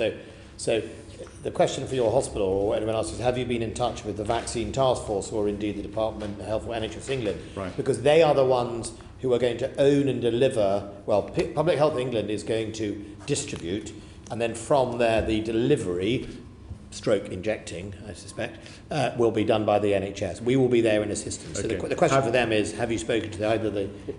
Have you received a formal MACA request in relation to vaccines yet? Yes, we've already got at the moment working in the vaccine. Yeah, so what we've got is 8 people working in the Department of NHS England and Improvement in their ops room, to set up an ops room. Sorry, no, this is all the back of the office stuff. I'm talking about the mass rollout in local authorities. Has there been any request from local authorities to say, I can't handle this, the scale of this is... Well, we haven't got to that stage yet, Tobias. Right. So I think the important thing, I was talking to Brigadier Phil Prosser from 101 Log Brigade, who is helping assist in the planning of the end-to-end process of the vaccine rollout. And he sits in NHS England Improvement. And the important thing is, from his perspective, the first cohort that is actually going to be played through is through the NHS. And it really becomes when vaccines come online and those sorts of things. And they are content at the moment that using existing distribution mechanisms from HADOG, a third-party contractor, and the existing NHS structures, that they can do their first cohort of people who actually are NHS workers and key workers. And so where they're starting to ask us in 2 areas, one is planners, again, and the second one is a potential MACA coming in to look at 10 sites to help them set up some sites. But that's very embryonic, because the first thing they're looking at actually is using existing structures to flow out the first phase of the vaccine. Okay, I think the point has been made. Richard Jackson and I share the same sort of county health authority. It is overwhelmed in dealing with the challenge, as can be understood. And therefore, the assets, the support that you can bring, it needs to be made clear, I think, because it would be very much welcomed if they were aware of what you could actually provide with this mass rollout that's going to be required. And I know you say it's not for now, but you need to get the thinking in place, because it is 2 to 3 months. That thinking is being done, but I keep referring to you that the simple matter of fact is, if the Department of Health isn't feeling that pressure from its local hospitals, that is a question for NHS England and the local Department of Health. They should be feeding it up, saying our beds are full, or we can't do this, or we can't do that, and we will help. We will absolutely help. But if that either the message isn't getting to the brain from in the brain of the whole task force, then there is something. As the local MP, as everything else, you can do something about and help that. It is not on our part that they don't know about it, or that they haven't had the assistance. The assistance is there if they want it, and that's why we are in those all bodies right now, trying to make sure that we plan how to help it. But if for example, I don't know the ins and outs of the vaccine rollout because it hasn't been decided. But let's say they use the network of all the Boots pharmacies and all the Lloyd's pharmacies and all the local pharmacies and all the GP surgeries and all the local hospitals trusts. The point General Strickland makes is, the most efficient way, first and foremost, is using existing structures if they have the capacity to do it. I mean, because you don't reinvent the wheel. If it's there, it's there. So if you think about it, when we were looking at examples of how to get lateral flow to more people, which person visits your house every single day? Nearly every, or 6 days a week? Whether you live down a track up a hill or whether you live in the centre of a city? The postie. Okay. And so there were lots of questions about how we piggyback existing. Understand that we're on your side. We want actually to get the best out of the armed forces, because we believe it is a fantastic asset. One of the things that we can be very, very proud of. You talk about the brain, though, in understanding all the moving parts. We assumed that perhaps you would be part of that brain in the number 10 to be able to sort of coordinate all this together. The point has been made. I think Emma has now rejoined us. If Emma is there, I can't see her yet. If not, I'll start the question off and then maybe she can join in. The questions is to do with winter is obviously a challenging period, not just for the NHS, but for local authorities and other matters. You've had to step in to deal with flooding and snow conditions and so forth. How is your preparations, your normal setup, Operation Tempora and otherwise? Are you able to continue your support for the pandemic and be prepared for any other additional requests that you may receive? Yes, so we thought about this some months ago, probably in early autumn, about the potential of a perfect storm where flu, NHS pressures, COVID and floods and everything else and Brexit all come together. we set up even then, again, learning the lessons in SJC, we've moved to a more overall sort of force that is able to do a number of these tasks. John Stickland can give you a sort of overview of it. We keep topping it up if we think there's going to be more. Literally in the last 24 hours, we've gone from 12,500 to over 14,000 in anticipation of any pressures. If you remember at the very first start at the very beginning of this process, we were quite crude and we took 20,000 and we put aside. We ended up actually only using on any one day about 4,000 people, so we've refined that, but we're starting to step up again. So I think it's interesting, the Honourable Member's point about learning lessons. In the construct of this force, we absolutely looked at that agricultural 20,000 we threw at the problem in February and March and have now refined it right down. So in the answer to the Honourable Member's question about resilience and sort of normal floods and fires, we still hold two UK standby battalions, which amounts to about 1,200 people at 12 and 24 hours notice to move. So those are the ones that we would use routinely should there be a dam burst, a flood, and those sorts of things. So they remain part of the winter operations package. As the Secretary of State said, we're also focusing on holding various other forces at readiness for standard resilience activities. So armed police backbill under tempora is not part of something to do with COVID. It's still been ring-fenced for the delivery of that outcome. And then similarly, we have a thing called Escalin, which is tanker drivers. Similarly, should that be something that comes under the Brexity side of things, we have ring-fenced individuals to play that through. And then on top of that, we've essentially, as the Secretary of State said, layered what we found were the most useful bits of defence for the COVID response. And interestingly, we found we sort of categorised them as mass, bodies that do stuff, command and control, logisticians and engineers, and medics, and we manage them in specific pots. And again, as the Secretary says, if we've used some, we try and top them up. Yeah. And the main thing that we've been trying to do in the creation of this force, though, that I think is important, is to maintain core operational output, whether that is very high readiness forces to go and intervene somewhere, or the things that we're doing overseas all the time and the support that's required, but also, where possible, to make sure we understand the resilience of defence into 21 and 22. So core programmes, our recruiting, our training pipeline, which stopped in March and February, actually that's a thing we've absolutely sought to maintain. So we've tried to make sure we've got a sensible balance in our provision and depthfully learnt from what we did with the 20,000 into a more coherent force. Right. Thank you for that. Richard. Gentlemen, can I just quickly pick up on that point? I think when we first started, the 20,000 figure that you had, if I recall from those who I know serving, they were put to one side, almost bubbled, if that's the right phrase, and told to stay at home, in effect, until they were called upon, or if they were called on.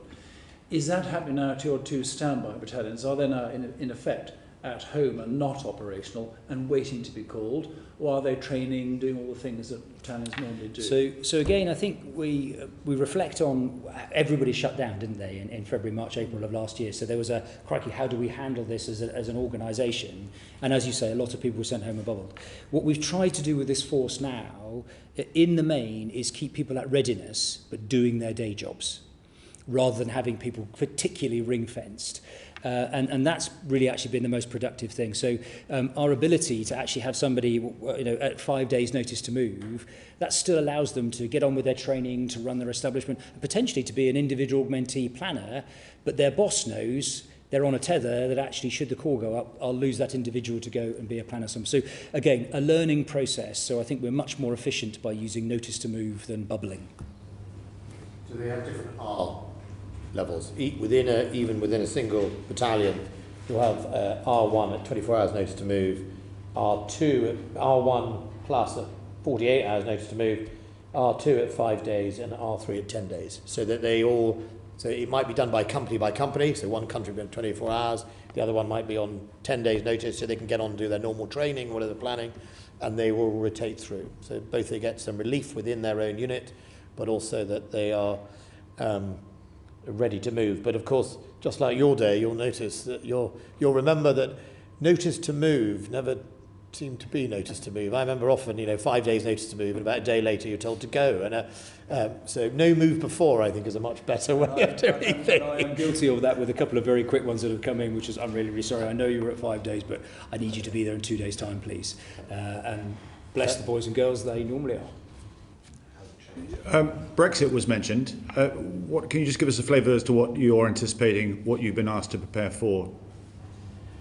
Well, some of it comes out of Yellowhammer and all the previous ones. So it is making sure that the UK is resilient on logistics chains. That would be making sure that the UK gets access to supplies, whatever it needs, whether that's medicine or even other things, just normal commodities. Also areas around fisheries and protecting our ports, etc. Got to make sure that if on Brexit. The worst case scenario, migrant flows, protests, blockades, all those sort of things, to make sure that we know how we can deal with that in that space. And then, of course, also being prepared and being flexible to help out everything from, discussions around, if you remember, there was always the plans about backing up on the Kent, I can't remember its name, but, use of military bases to park lorries and all that. Operation sort of Stack, I think. Stack, exactly. So that sort of thing.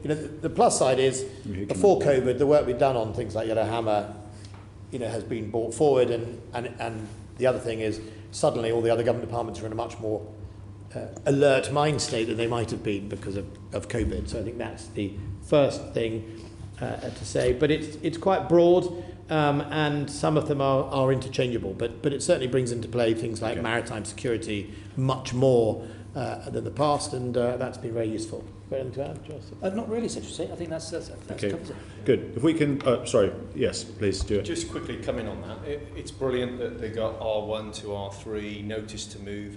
And you said that the Army's brilliant with its resilience, and what we're effectively doing here is plugging gaps and making sure that the country is resilient. There's got to be a point where you no longer have resilience. X amount of troops here, X amount of troops there, and the current commitments that we've got, there's got to be a point where how many people can we let go to Macatas before it actually breaks our resilience? Well, I think that's why you're absolutely right. And, it's not infinite resource. That's also why it's in our interest to help departments refine their ask as well. It is in our interest to make sure that we just don't, jump in with both feet when someone says, I need 9,000 people, and actually you work out what you really need to do. So that is true. It's also true that I think if we were doing this for years on end, it would have a cost. It would have a cost not only on our defence tasks, it would have a cost on people and personnel who join first and foremost to be a helicopter pilot or a logistical specialist in the military. So, of course, that is important, and that's why rotating through people, but just like other military deployments, where if you think about it, we've always had training up for something on your op, and then coming off the ops and another block, the third. It is a similar task as well to make sure that other people, when they finish this rescript and other stuff, that they are back into the pipeline. But long-term deployment like this would in the end have an effect. We're not there yet. We're managing our defence tasks. We have been fortunate about some of our adversaries. They too have suffered COVID, so their ability to provoke or disrupt in some parts of the world has been minimalised. Even COVID, ISIS started issuing guidance to its volunteers about COVID, which I thought was rather amusing, or sad actually, but nevertheless. So I think we've reaped some benefit from other people being less active as well. Thank you for that. Derek Twigg. Thank you, Chair. Secretary of State, we know that the MOD, the Armed Forces personnel, made a major difference in terms of PPE. Could I ask you a question in two parts? Were you asked at any point to take on and run the test and trace system, which, as you know, has been major concerns and problems with? And if you were, why didn't that happen? And if you were not asked, do you believe that actually it could have been run better by a senior military officer than involving lots of consultants? So I think it would be misleading to just say, look, well, first of all, I think probably I would say this, but I think the military could run an awful lot, quite an awful lot, pretty straightforward. I think anyone who's worked in the MOD, as you have, Stephen, knows that the can-do attitude and the determination just to live with risk in a way that other people wouldn't is absolutely one of our greatest strengths. And no matter what political party you come from, working in the MOD never leaves you learning that about the people that we work with. I think, but what I would say is let's again remember that when the testing stuff started, they were complicated pieces of equipment. They're not as easy as they are now with lateral flow tests. I went up to Liverpool to see the current easy test that is now an easy test. So it was a little more complex. Also, the question of what we were trying to achieve with the test. I mean, testing is one thing, if you know you're ill or not ill, but if you couldn't do it at scale, and the other challenge was doing it at scale. So do I think that we can do more? Yes, and we are doing more. We are right now planning and assisting how we can do more on mass testing and tracing. And actually, with the new testing equipment, the lateral flow, where you can get your results definitely within under an hour, it can be even 20 minutes, and they are pretty easy to self-administer. Actually, the question doesn't become so much about tracing as about testing. You know, I mean, if the ultimate goal is to get to the stage where you wake up in the morning, you take a test, and if you're ill, you stay at home, and if you're not, you don't, then I think that changes the balance. But look, we are right now helping, planning, rolling out mass testing. Could I, and you're right, I understand the can-do attitude and ability because I spent time in the MOD, as you know. But can I come back to the question I asked you? Were you asked at any point to take on the test and trace system? Not just one part of it, but the test and trace system. So can we just start from that first? I wasn't asked to take over the test and trace system in its entirety. So you were never asked to run the test and trace system? Not in its entirety at all. We have been asked throughout about improving it or helping it or assisting it or delivering some of it, but never, you know, could you send a general and run it? Do you believe you could have run it? Let me see. I think what we didn't have was the knowledge of the science that would enable us to run testing in a way that was any different from how it was rolled out at the moment. And I'll give an example. Actually, we brought our knowledge to bear en masse without having to run it. Mobile testing units was designed by the armed forces, delivered by the armed forces, rolled out by the armed forces, and then eventually handed over. Secretary of State, sorry to interrupt, but I do want to just press this, and I understand what you're saying, but I am talking, the question I'm asking about is whether the MOD, the Armed Forces personnel, could have run the system. There would, of course, be medical expertise involved in that and advising, like there are with consultants who are being brought in. So I just wonder, do you believe that the MOD and Armed Forces personnel could have run the system with the necessary support? Well, you have to. The other part is, could I have run it better? Well, we could have run the system. Could we have run it better? I think we'll know that when it comes to an inquiry and the wash up of this whole event. But of course we could have run something. You know, we could run lots of things, but whether we could run it better is a decision that is a judgment we can only make in retrospect when this is all over. But you weren't asked. Did you offer to run it? We offered to run everything. Did you offer to run the? We offered to run. I have offered over these last 8 months, Stephen, to run an awful lot of things. This has suddenly got very, very interesting indeed, because this, I think, is what we're trying to sort of tease out, is the fact that we have this fantastic asset, and we join with you in praising what our armed forces can do, but they've not been utilised to their full capacity. And the test and trace system is a great example of one of many. It's a bit like the number 10 playing golf, having the woods in their golf bag, but never utilising them because they don't understand them. And that's, I'm afraid, the analogy that seems to be developing here. Sorry, Derek, I cut you off. Do you want to complete? Because I think Martin also wants to come in on this point. Yeah. So I do note your thought, gentlemen. By the way, it's Derek, not Stephen. Sorry, Derek. Sorry. Can I just again? Did you actually offer to run the test and trace system? Well, as I said at the beginning of this, there hasn't been a cabinet when I haven't offered to the cabinet that we are here to help. There hasn't been a week or a fortnight where I haven't been in touch with the health secretary or others, offering to provide assistance. My colleagues and senior officials all know that we are here to help, and we will help. It is a subjective view about whether we could have done it better, and I think only time will tell, and retrospective inquiry will tell about whether somebody else could have done something better. And I think that is the key. But let's remember, we are dwarfed by the scale of the NHS and the million-plus workers in the NHS.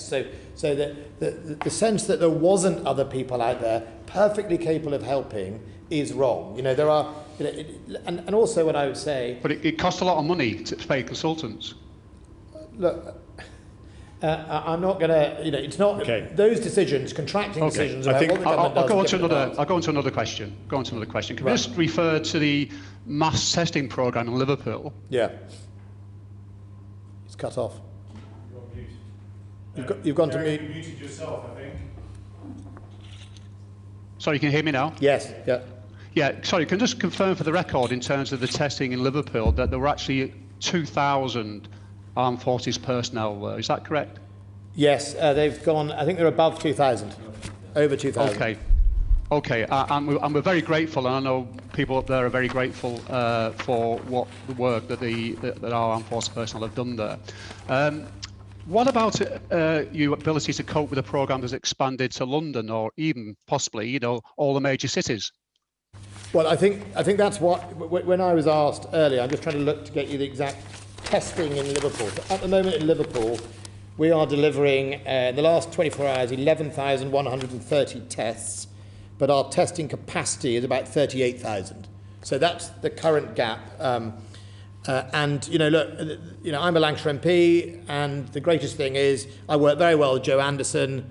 I live up in the northwest, and it was great to see that when local government, national government, the armed forces and volunteers worked together, we delivered a really good package, and we still stand by to do even more in Liverpool if they need it. Because for me, and you, I can't wait to help Liverpool out of lockdown. We want to get the economy going and people back. So that's been good. Look, the simple limit on our ambitions and our capability is the size of the armed forces. I mean, could I do a Liverpool rollout tomorrow across the whole of the UK? No, I don't have that many people to cover that population. So it's why it's really important to import lessons learned to make sure to find out how we can replicate what we've learned in Liverpool, but at a scale that may be required of us. And I mentioned earlier about things like POST, things like using local volunteers, things like Rubicon, using veterans and other volunteers to help.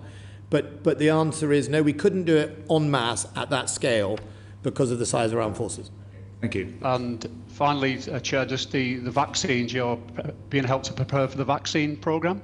Yes, we are. We have currently, I can tell you how many are working in the vaccine place. It's 7 MACAs are open at the moment for vaccines. We have 59, it was 8, sorry, we have 59 persons working in the vaccine task force, which will obviously convert into the action, which into many, many more. And I don't know the exact figure of how much we think in the first draft. But to be honest, Secretary of State, we're still doing the force sensing and understanding the manpower delta. So it's at that level of maturity that we're working with the structure and the rollout, and really making sure that, as I said before, much of the distribution is done by third-party contractors and much of the distribution is done by existing systems. So we're trying to work out what that manpower delta is where we need to help, and that's ongoing work. Thank you, Secretary of State. Chair, over to you. Derek, thank you for that. Okay. To Martin, I think Sarah's indicating as well, but to Martin first of all. Thank you, Chair. I've got to say, though, that some of this conversation and the way it's going, I think as though we're trying to create jobs, total jobs for the armed forces. They'll be bringing back the Green Goddess and being asked to empty the bins next. And I think that's not where we want to go. We want the armed forces to be doing the right job at the right time, led by the right people. And my concern, if we turn this question upside down, is shouldn't this be seen as a public health matter and be led by public health professionals? Because if we look at the gold standard on terms of test and trace, is Germany, and neither private consultants nor the armed forces are involved, because these are the best people to be leading it, are public health professionals. Now, I'm not saying, Chair, that the armed forces and military should not be involved in the rollout, etc., but it must be led from the top by public health professionals getting over the public health message. I think because Derek, I think, is trying to make the point that allowing it to be led by private consultants, and we're seeing vast wastes of money in terms of test and trace in some parts of the UK. I'm not saying it's perfect in every part of it, but I know that in Scotland, it's been led by NHS Scotland and not by private consultants. Should we really be making sure that it's public health professionals that are leading on test and trace? Well, what I can say is, in the following on from Derek's point about mass testing, the model we are exploring is letting the public health leads shape how they want to achieve mass testing. So it is, and funnily enough, in Liverpool, exactly the other person I missed out when I said we've enjoyed working very closely with has been the public health director, Mr. Ashworth, who is excellent individual, who is working alongside Joe Anderson and our brigadier, Joe Fossey, to absolutely shape that response. And I think there's definitely an issue about, public health directors. One of the lessons we learned from Salisbury is public health directors are very, very important, both locally and nationally, at dealing with this type of thing. Thank you, Chair. I'll leave it there. Martin, thank you. Sarah, did you want to come in on this one? Yes, just very, very quickly, please, Chair. Whilst we're on the subject of vaccines, have some defence personnel going to be given priority to the vaccine? I'm thinking about submarine crew. Do you want to take this? So we've just started to do our prioritisation as how it would play out. But interestingly, in terms of the priorities government has set, we sit very, very low down, because actually this should be about getting doctors and the most vulnerable, because of the way that the vaccines work. Essentially, in many respects, they're not stopping you getting it, they're stopping the symptoms actually killing you. And so if you are vulnerable, so it's making sure that those cohorts of health workers and the most vulnerable come as a highest priority. So we at the moment will obviously put in our requests for where we think defence should have had vaccinations, but at the moment we're also being very honest that we are genuinely a relatively young, fit and vibrant group of people that can manage it in a different way. So that's the first point. We will be low down the priority, rightly so, in terms of in relation to the vulnerable and other key workers. The second point, though, is what we're doing internal to defence is doing our own pilots in terms of how we can use the lateral flow testing, both one to survey our populations. So, for example, a training establishment, if we can test everybody at the gate, we can weed people out, they can go and isolate, and we can let the cohort get on with training. But also we're at the forefront of the conversation about test to release. And that might be somebody who has had a contact or somebody who has come through a travel corridor. If you test them in a different way, you can actually get them back into the workplace quickly. So, and we're working with Public Health England to work out how to do that. And those pilots to use asymptomatic testing to support our one survey population of 2 back in the game start on the 8th of December. And we feel that's probably more important for the defence at this stage, while others are taking the vaccine to start with.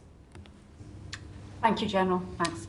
Thanks, Chair. Further to Sarah's question, can I just probe this a bit further? And have you had any outbreaks on board any of the ships, or indeed, let's say, Sandhurst? What scale have you been affected by the pandemic? I can give you the figures. We have had outbreaks. Interestingly enough, some of our sort of defence expertise has been very good at dealing with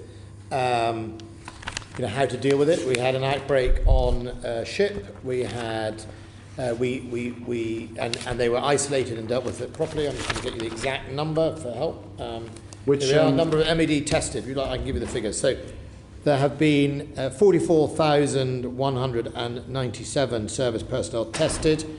The number of positive tests have been 1,197, 392 in the Navy, Army 611 and RAF 194, and apart from only 85, all the rest have been in the UK.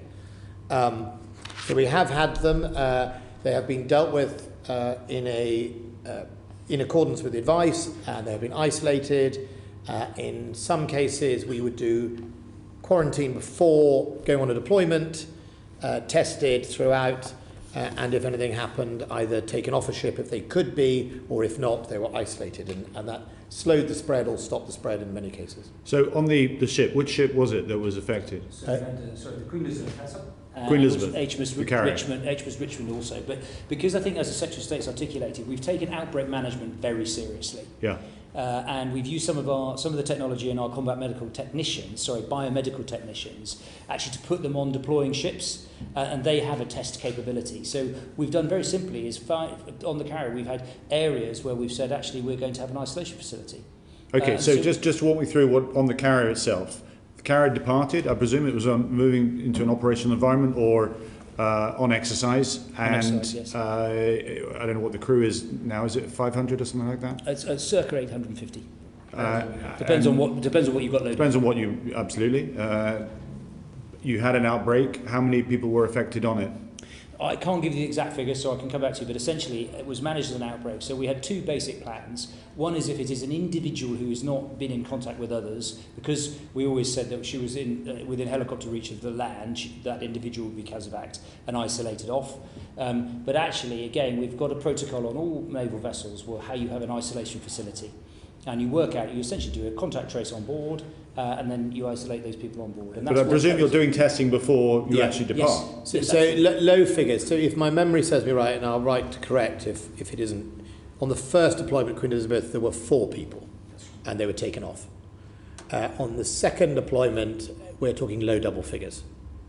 It wasn't like another scenario we've seen on other aircraft carriers or anything else. It was very controlled. And then, funnily enough, we've also learned, because we have quite a controlled population, we've actually been able to feed in learning from these outbreaks. So, classic example of soldiers' innovation. When we moved up 2,000 people to Liverpool, in Pontins, you can map, the people in there, what's happened, and if there'd been an outbreak, how they got it, and then what we did with those people, and then the tracing around those people, the circulation of how they moved, and then they would be removed from, let's say, their room and put in an isolation block. So we've learned quite a lot also about the disease from that as well. And it's all about personal skills, personal discipline. It's meant that we have a better chance than most. Routine in defence, if you remember that sort of stuff. But it is absolutely making the difference. And so we're not immune to it like anyone else, but and interesting enough, in some of those environments, you see people who just don't get it. Everyone else seems to either be asymptomatic or indeed have it, but there were 1 or 2 people who just didn't have it at all, and I think all that lesson is fed into the system. I'd raise one other one the Secretary of State mentioned, which is probably worth highlighting to the committee, is what we've called the QFAC, the quarantine facility. To deploy people overseas, particularly into operations in Afghanistan or Iraq, but also depending on at sea, which has been done by the Navy, we've looked very carefully at having a 14-day isolation facility where part of their pre-deployment process is to go to either Shrivenham, or we've also got some sites that the single services hold. And then there is testing that happens, asymptomatic testing happens normally about 3 times through that process. And that means that when they've deployed to Afghanistan or deployed to Iraq as examples, the receiving coalition organisation is pretty comfortable that the UK team are in a good medical state, but also we can assure that we know we're looking after our people in that sense. So that's been a process that we've had in train since about June this year, and we will continue to roll it through. So I hope that again gives you a picture of how seriously we're taking it. Thank you for that. The footprint that you have across the world in upstream engagement, you mentioned Afghanistan, Iraq, we had training programs taking place there as well, is very impressive indeed, and I think is not perhaps highlighted enough as to what we do across the world. But a lot of that effort had to be withdrawn at the start of this pandemic, or around February, March time. Are you able to say, have we been able to return in many of those cases? How have we adapted? Yeah. So the Chief Joint Operations Admiral Ben Key looked very carefully with us, as you say, in terms of where the medical pathways were or medical facilities in the areas where we were operating weren't appropriate. So, as you say, we brought numbers back. And essentially all we've done is just monitor how coalition colleagues and the structures in which we operate have reacted to COVID, have become COVID safe and operated intelligently. The question wasn't so much on the mechanics of the individuals, it was what is our footprint now? Have we got back to where we were before with what we were doing? I would say, apart from very small numbers in Iraq, because some of it has been moved into Kuwait, the footprint has been re-established. Okay. Looking at Somalia, looking at training teams in Africa, our force flowing into Mali. So we have recalibrated and gone back to the footprint we had. And just while we're on force numbers, Afghanistan, what are our numbers there currently? I'll have to answer that too. I don't know. I think it's in the region of about 400 based around Kabul. Yeah, I think it's 3 something, mainly Kabul. What, slightly away from what we're talking about here now, but obviously President Trump's decision to remove US troops, could you just qualify what's happening to ours? Well, I think we would take the position that in line with the Secretary General of NATO's statement on that, which is it is a NATO deployment. We go in together, we leave together. That we are minded that our job is to provide stability and security to the Afghan people, and that force levels dropping below a certain level would be problematic for us all.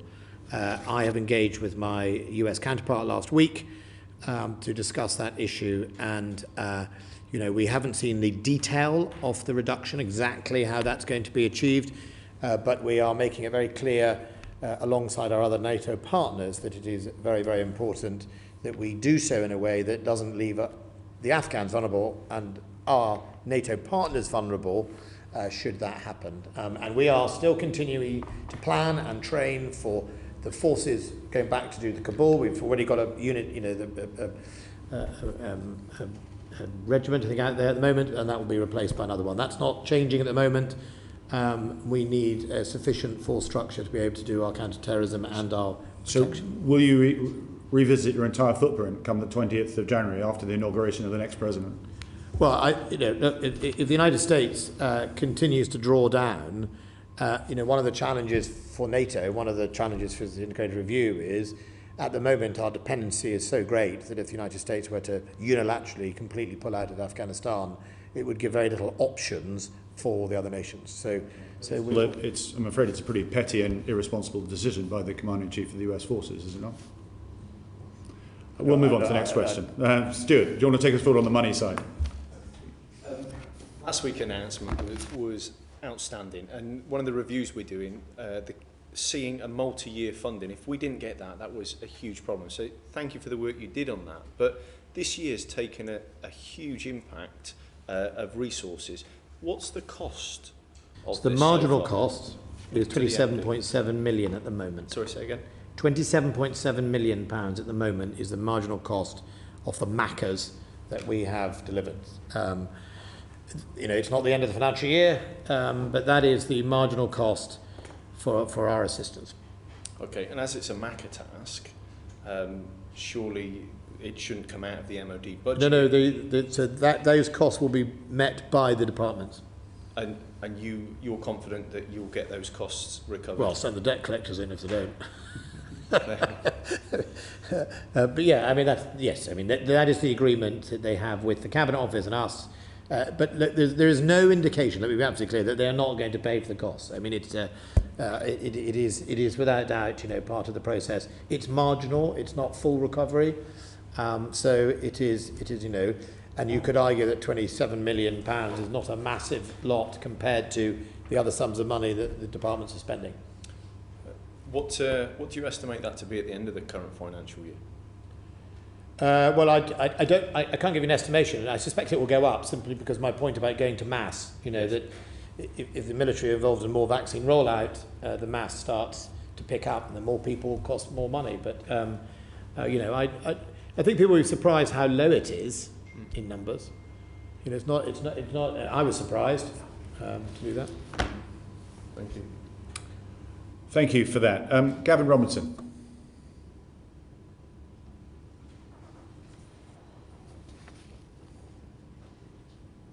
Thank you very much, Chairman. Secretary of State, do you mind if I take you back almost to where we started this session with integrated review and fleet solid support ships to ask two specific questions. What impact has this pandemic had on major procurement programs and on armed forces recruitment?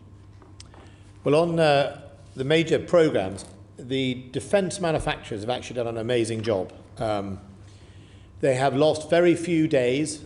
I think the plus side is they already had quite big spaces. If you're operating, I went to visit David Brown Gearboxes in Huddersfield last Friday. These big engineering firms have a large scale space so they can operate, and often if they're operating machinery anyhow, they're doing it away from each other. So they have done a fantastic job at maintaining the flow of both defence manufacturing and products. So we haven't seen a major delay to any programme caused by COVID.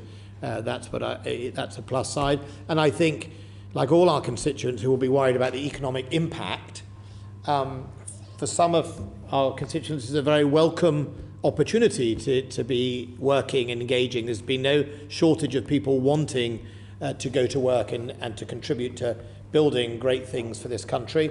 And the big defence companies have already been quite used to allowing people to work on secure IT at home. So, these sort of things have been in a good place. So I think in that sense, it's been positive. On recruitment, there was early on a pause in the depot's functioning and how they did it. I'm going to investigate the grenade throwing scandal when I go up on Thursday. And the left... You can do a right form as well, so I'm interested to know why I can't do a left form. Well, I'd be intrigued to know. It's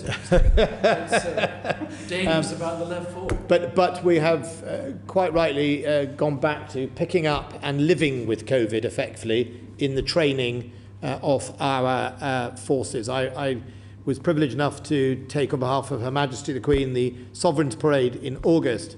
And some of those men and women passing out had literally been in sort of quarantine, for their last term at Sandhurst, where they hadn't been able to go out or anything else other than just focus on their courses. So we've, as ever in the military, adapted, improvised and overcome. But if there's anything else, John, from a statistics perspective, 1920, we've hit 93% of the target, which was this surge afterwards, which is 31% up on 1819. And some of that is us adapting and developing with COVID, but I think also there's some very clear socioeconomic issues in terms of, an opportunity for an employer and also people being retained. So the statistics play that actually people have done a really good job to do virtual recruiting and all of the very adaptive things that people have to do after an initial pause in April. Is it fair to say, Secretary of State, then, that in a year's time or 18 months' time, when we ask you about the delay in any procurement and you cite coronavirus as the reason for the delay, we'll be able to play back this clip from Hansard? Well, you'll be able to play back that I said no major delay, major being the word. Of course, it will have had... Do you wish to categorise then the latest? I shall leave that for when you challenge me in a year's time. But no, look, I think of course everything has slowed down in some areas, but very quickly picked back up again. Okay. And more comparable. More tangibly then, how have you ensured that the defence industrial supply chain has been supported during this pandemic? If you'll remember, I asked you a number of months ago about the opportunities to either pump prime or bring forward aspects that would give confidence and an injection of funds into the supply chain. Have you taken any of those steps? Yes, well, we brought forward some of the long lead items on Type 26, where we could effectively get money out of the door to stimulate the economy. If you remember early on, we tried to bring forward things like the Type 26 long lead times, bringing forward other production schedules where that was possible, or laying orders. We brought forward some defence infrastructure plans. I went with the Chancellor to Catterick to talk about some of the improvements there to that infrastructure. So we have definitely brought some projects forward where it has been possible to do so, for the double purpose, both the social economic purpose, but also for the purpose of getting on with trying to bring forward capabilities that we need.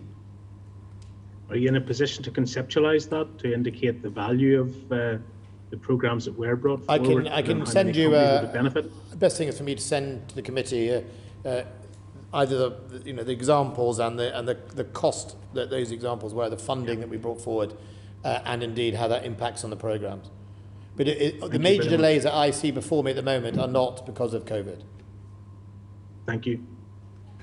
Gavin, thank you. The committee had a wonderful visit down to, I think, Corsham, was it? Where we visited and saw some of the land warfare vehicles. 4 all were in the pipeline, if I can put it that way. Challenger 3 upgrade, Warrior upgrade, Boxer, and the Ajax. Lulworth.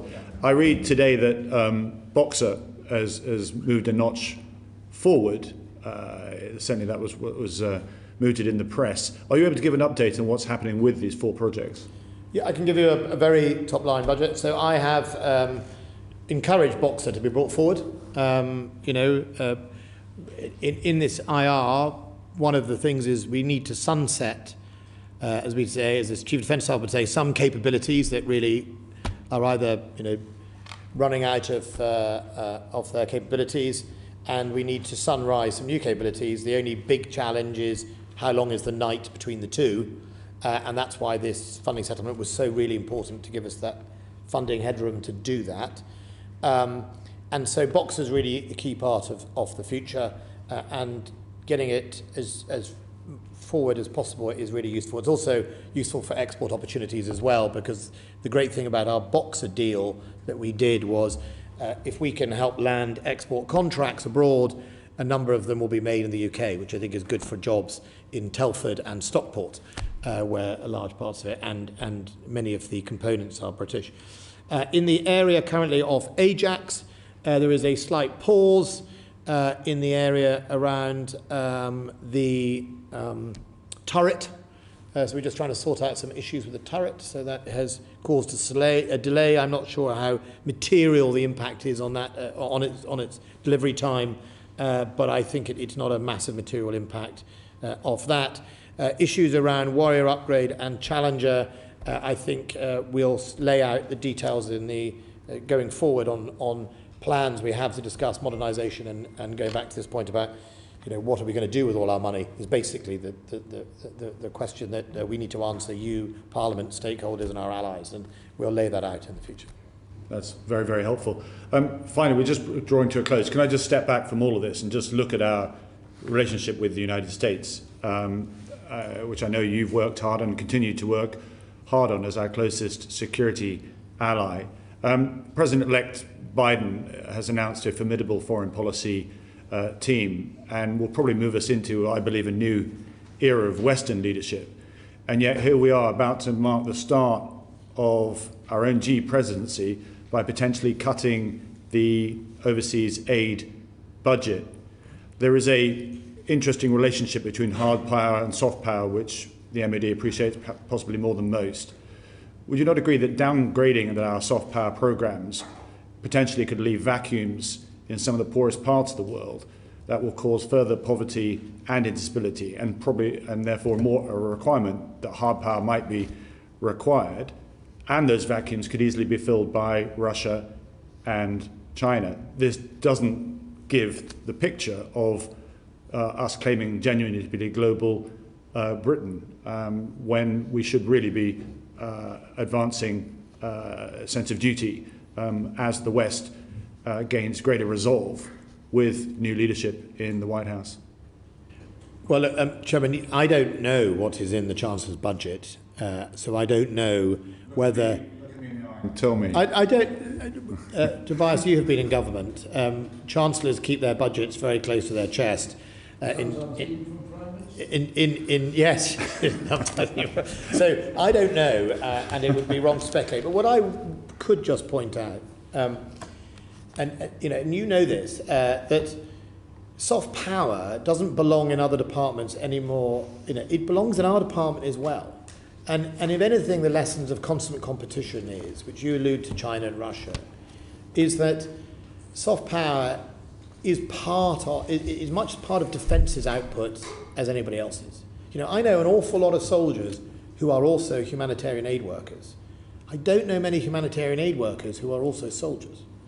Our soldiers right now are delivering peacekeeping, engineering and capability development in some of the poorest parts of Africa. Our soldiers help secure countries so food programs can actually go ahead. There's no point delivering a food program into a country that is in anarchy or chaos, or where the food gets siphoned off onto the black market and never gets to the people. So, our survey ship was one of the first into Beirut. Our Navy divers were on hand to help them should they wish it. Our RAF flew PPE out to Mali in the height of this COVID problem. We have, over 300 personnel deploying right now to Mali to help in that most poor country's stability and security. We had a team of Royal Engineers in Sudan, one of the other most poor countries in Africa. Humanitarian aid, soft power, is part of our job. And so it is not mutually exclusive. Or let me put it another way, the former DFID did not have the monopoly on humanitarian aid and Britain's soft power. HMS RFA Argos and HMS Medway have been right now helping in Honduras on hurricane relief, have been in the Caribbean on COVID and economic support. And they're grey ships with white ensigns if you're HMS Medway. And I think that's my point on humanitarian aid. So there is time between now and the Chancellor's statement tomorrow for him to be made aware of everything you just told us. Because if the taxpayer was aware that this could be paid for out of ODA funding, which much of it, I'm afraid, cannot be because of out-of-date rules, there would be greater support to support the continuation of 0.7% spend. You make a very powerful point that the blurring of war fighting to peacekeeping, the military do an incredible job. Even sending our ships to support the Royal Marines going to support the Caribbean after a hurricane, we can't claim on that. The rules need updating, and were that to happen, then our soft power capabilities on us giving the perception that we're stepping back from global Britain would not be threatened. So I do hope that's something that is a conversation that might be you would share with the Chancellor. We've covered a wide variety of subjects, not least the pandemic. I'm afraid, Anthony McGee, you've got off scot-free completely today. I don't even know what accent you've got, let alone your contribution, but I'm sure we'll get you another time to speak. Secretary of State, Major General Charles Stickland, Anthony McGee, thank you very much indeed for joining this committee this afternoon. Thank you to committee members as well. This brings to a close this committee session. Order. Order. Thank you very much. Thank you very much indeed.